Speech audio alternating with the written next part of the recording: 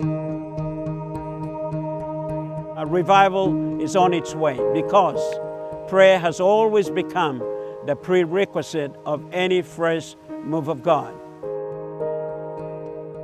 Some of us desire to and long to see that day when salvation will break forth, left, right, and center. God is preparing the island nations now for this third wave of God's movement in the earth.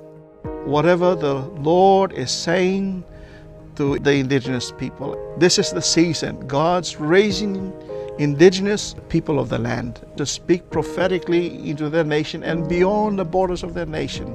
Isaiah 60 talks about that.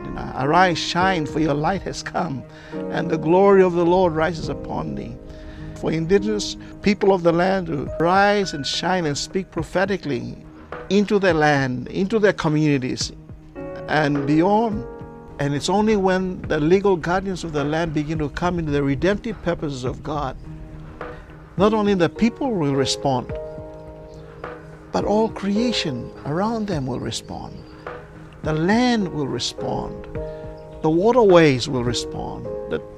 The animals will respond because the indigenous, because the firstborn of the land, because the people of the land have come into their rightful place in God.